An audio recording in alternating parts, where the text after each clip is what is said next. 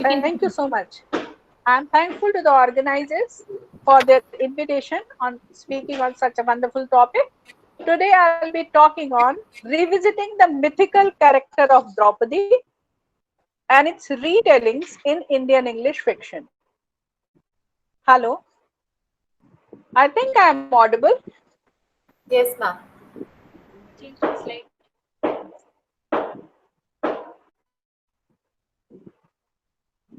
This paper makes an effort to critically investigate into the mythical character of Draupadi, one of the most celebrated heroines of Indian epic Mahabharata, which, together with Ramayana, are cultural credentials of the so-called Aryan civilization.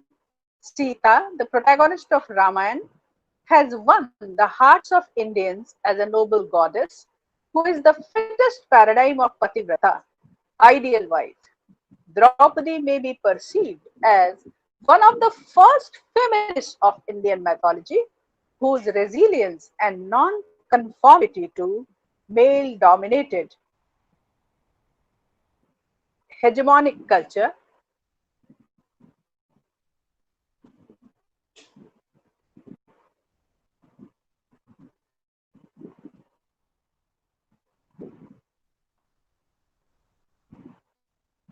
makes her a unique persona in the realm of Indian English literature.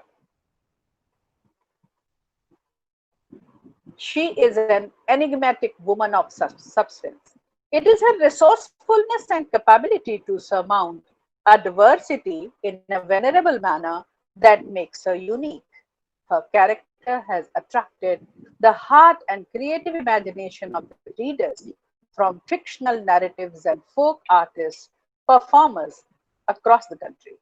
As one of the most complex and controversial characters, she found a brilliant analysis in the works of Iravati Karve, the anthropologist and novelist Pratibha Ray, Chitra Banerjee Divakaruni, Sai Sarupa Iyer. If Mahabharata is an intricate saga of hatred and love, bloodshed and noble thoughts, courage and cowardice, beauty and gentleness, victory and defeat, then Draupadi is its shining jewel, casting the shadow of her towering personality over the epic poem. Draupadi is the single paradigm in the epic mythology of a Sati becoming Kanya. During her earlier birth as Nalini, also named Indrasena, she had immense love with her husband Budgala, an irascible sage afflicted with leprosy. She was so completely devoted to her abusive husband that when a finger of his dropped into their meal, she took it and had the rice, properly had rice without being disgusted. Her husband offered her a food and then she asked him to make love to her in five handsome forms. As she was impressionable, Budgalaya got disillusioned and became a sage. When she insisted to continue their love life, he cursed her to be an evil and five husbands. Thereafter, she took herself to a severe penance and pleased Lord Shiva, who granted a boon to her in order to ensure her quest. She repeated five times that she wanted a husband, and God at once declared that she would have five husbands in her next birth. She was given the boon of restoring her virginity with after being with each husband.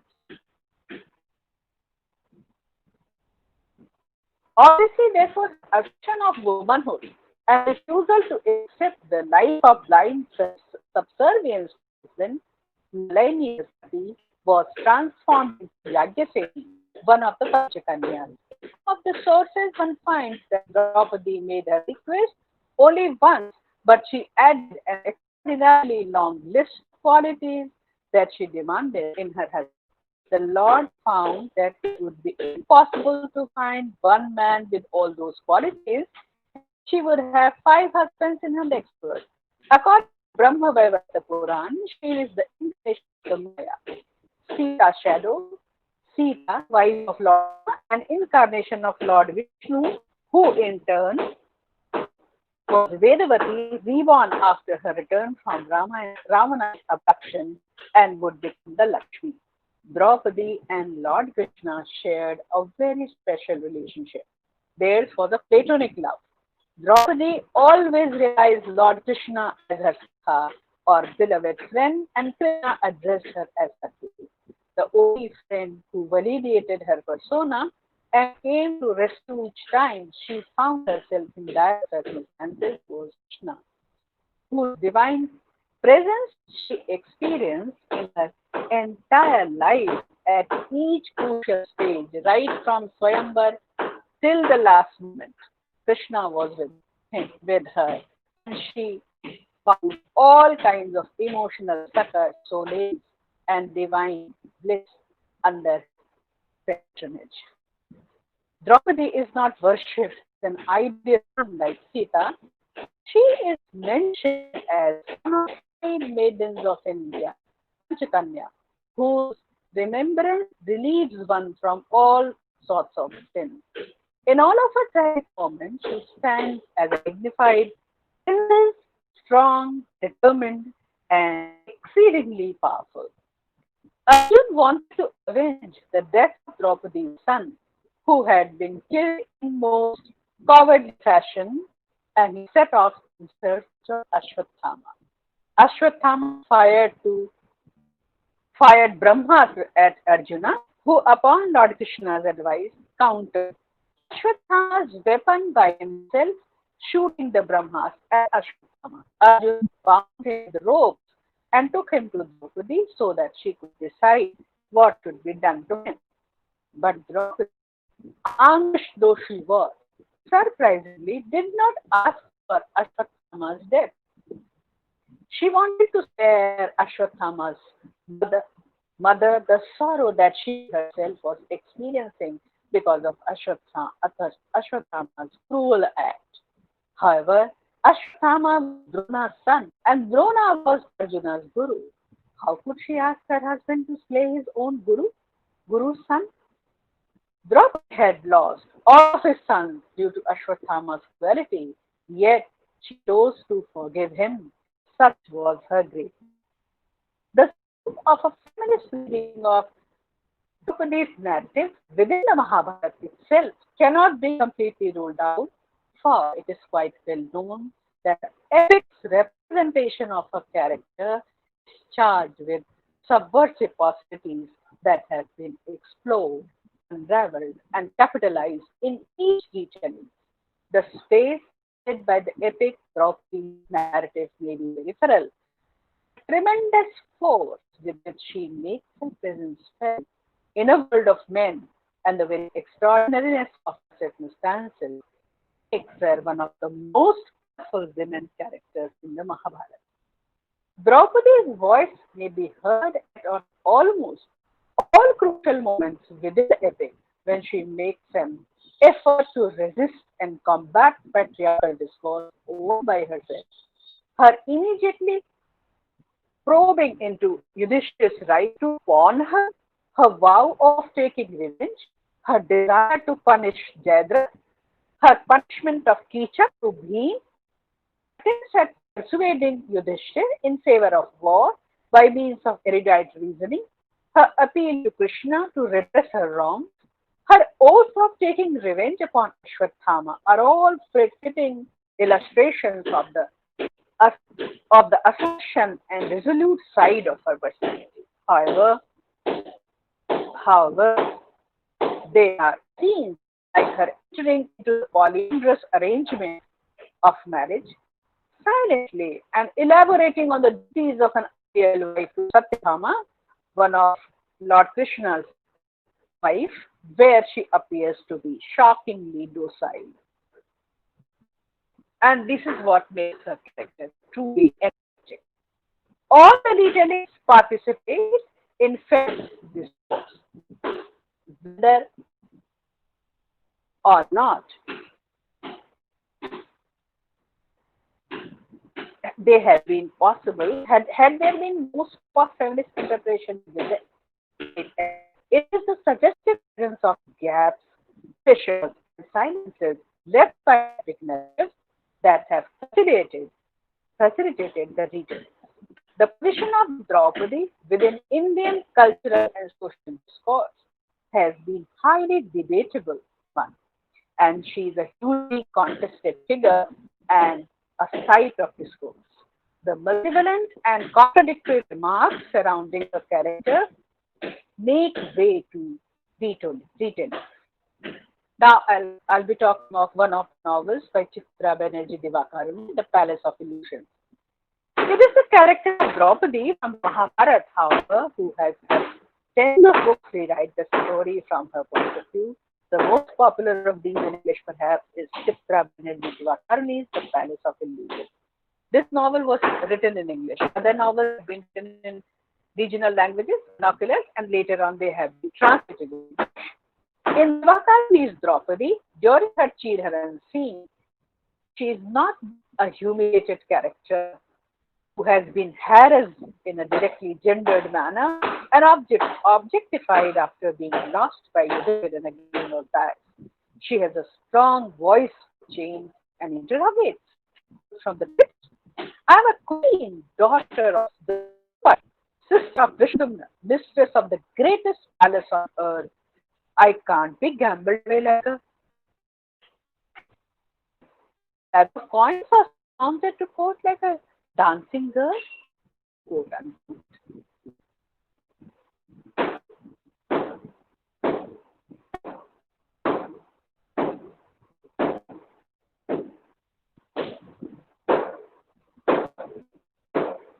Not only Draupadi, but other women characters like Satyavati, Amba, Kunti, Gandhari, and Subhadra are all strong and independent women characters in Mahabharata.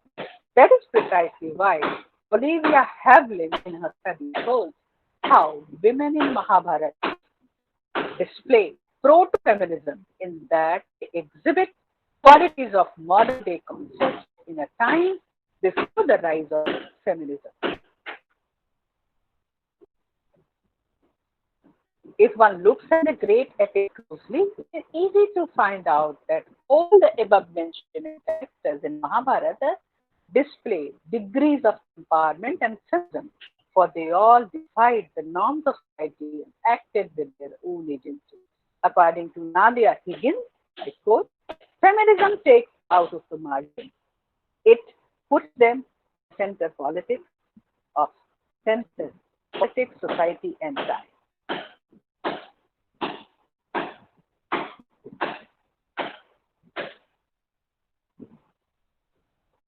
In Pratibha Ray's Yagyasini, originally written in Korea and translated in English by Pradeep Acharya, the epic is viewed from the point of view of the epic is written in an epistolary novel is written in the epistolary form.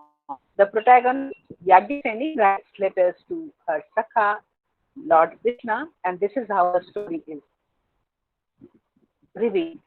Her humanitarian and egalitarian outlook colors the representation of Yagyaseni in the novel. The protagonist makes an effort to restore a better world for both men and women by championing the cause of marginalization, cause of the marginalized and underprivileged. The novel is based on Saradadas' Oriya Mahabharata. Here,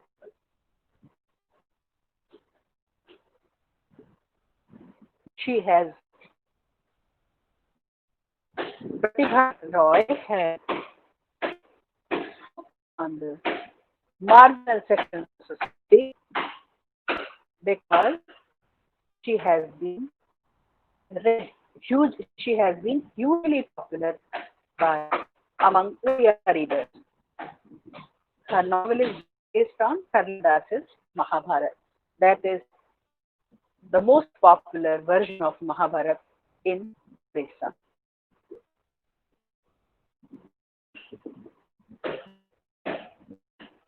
Her novel is also popular because of a distinct style, point of view, and narration. She always embraces a humanitarian and egalitarian outlook. This novel was written originally published in Korea in 1984. This got translated into English, and then thereafter it moved to popularity. This novel perhaps coincides with the rise of third feminism in India, and that is why it's very easy to find traces of third wave feminism in this novel. It seeks to concentrate on the non-white woman and embrace a post-structuralist understanding of gender and sexuality to deconstruct binaries of gender. She prefers not to write as article. She is not. She does not appear like an iconoclast or article. The novel is a case of casted story which enables the protagonist to tell her story consciously engages herself in the enterprise of negotiating her status in the male-dominated hegemonic culture.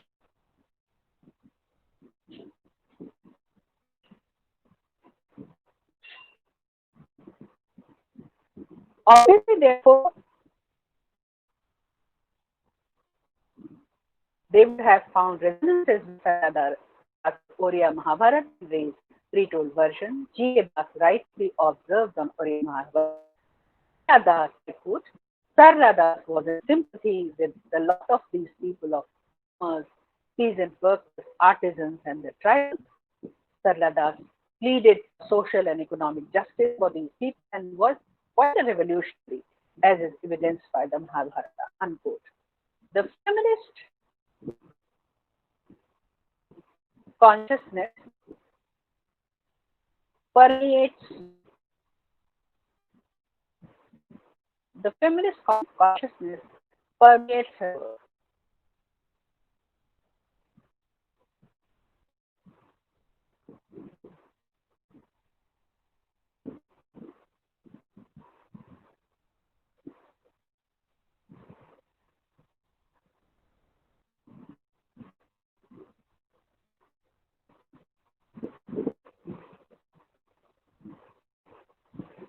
If one looks at the great epic closely, it is easy to find that all the above mentioned women characters in Mahabharata display degrees of empowerment. Among them, Draupadi is topmost of all. In Draupadi's character, it's very easy to find traces of indigenous. She is bound to her roots. She is never defied. She is an upholder of dharma. Living within the ambit of dharma, she raises her voice of dissent, and that is what makes her character truly memorable and inimitable. In fact, indigenous roots of feminism may be traced in her character, and she has been known as proto-feminist, one of the first feminists in Indian literature. In fact, Draupadi's character has been mostly misunderstood, but if you look at the original text of Mahabharata, you realize her character is invincible and there is no match to her. No matter how many works have been written that are retellings of the character of Draupadi, and she has been hugely used in popular culture, in performances of Indian work, in dance performances, and that one speaks of popularity as a character. Her character, as stated in the original version of Mahabharata, is strikingly different from what has been made popular in the popular imagination of 21st century. For instance, in the original version of Mahabharata, there is no mention of Draupadi laughing at Duryodhan in the hall of Indraprastha. Draupadi has been mostly shown to be the crucial cause of battle. This is not the case. In fact, Draupadi is the strongest woman warrior in Mahabharata, and she is born out of fire, daughter of Drupad, but she serves as a real morality check on her husband, and throughout the text, she plays a pivotal role. The entire plot of the epic revolves around her, and there are hardly any traces of flaws in her character. Her character is almost flawless. She has been entrusted with a very difficult job of handling five princes. All her husbands are unique in their own ways, but how she manages her household, how she looks after her husband, she she's an ideal woman. No word would be sufficient to praise her. Many retellings have made an effort to try to do justice with her character, but her character is simply enigmatic. It cannot be interpreted and retold in a singular version. Thank you. Now the questions I invited.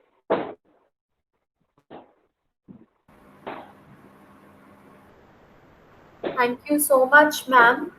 Uh, in our society, Draupadi has always been questioned whether now or before.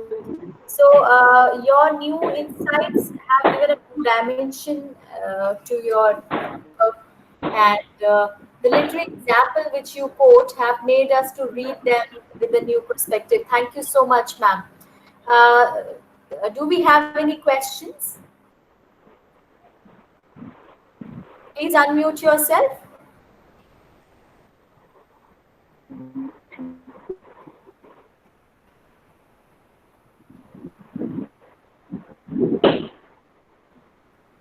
Hello. Yes, any questions?